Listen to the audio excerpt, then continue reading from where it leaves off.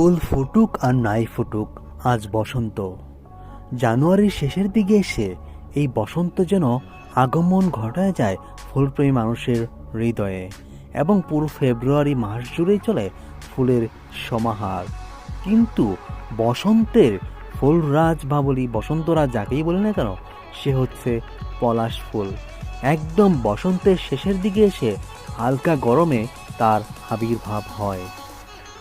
সারি সারি গাছে পলাশ ফুল, লাল হলুদ রং কম্বিনেশন মানুষকে যেন ফাগুনের রঙে রাঙিয়ে তোলে। ফাগুনের এই সৌন্দর্য উপভোগ করতে হলে পলাশ ফুলের কোনো বিকল্প নেই।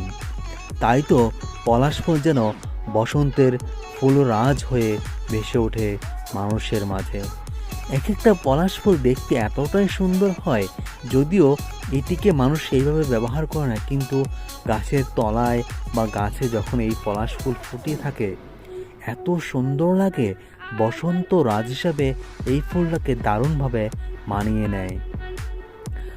ফাগুন মাসের শেষের দিকে এসে গাছে যখন একদমই পাতা ঝরে যায়, তখন গাছে গাছে পলাশ ফুল বসন্ত রাজ হিসাবে রাজ করে বেড়ায়, এবং গাছের নিচে পড়ে থাকা অসংখ্য পলাশ ফুল মানুষের হৃদয়ে ধোলা দিয়ে যায়।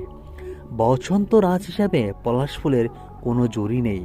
এই ফাগুন মাসের শেষের দিকে এসে এই ফুলটি দেখলেই যেন মানুষের হৃদয় জড়িয়ে যায়।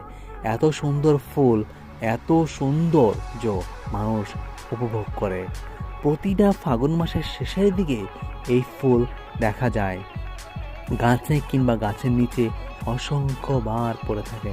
কেউ কেউ এই ফুল হাতে নিয়েও থাকে। আমরা যখন ছোট ছিলাম তখন এই পলাশ ফুল যখন পড়ে থাকতো, সেইখান থেকে পলাশ ফুলের মাঝখান থেকে শীষ নিয়ে আমরা বাঁশিও বেজিয়েছিলাম। কিন্তু বর্তমানে এই ফুলের যেন কদরই হচ্ছে না।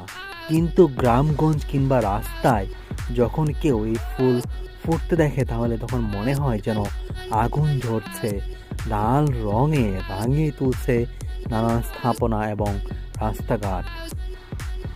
বসন্ত যেন বারবার মানুষের মনে ধোলা দিয়ে যায়, এবং এই বসন্ত মাস যাবার সময় শেষের দিকে এই পলাশ ফুল যেন সারি সারি রাস্তার পাশে জমে থাকা গাছগুলোকে লাল রঙে আগুন ঝরিয়ে তোলে, এবং সেই রাস্তা দিয়ে যখন যায় মানুষজন একটা তৃপ্তির জায়গা পায়। দিন শেষে এই পলাশ ফুল যেন বসন্ত রাজ হিসাবে রাজকীয় হালে বসন্তকে বিদায় জানায়, এবং সেই সঙ্গে পাখিদেরও বসবাস এই ফুলের সঙ্গে।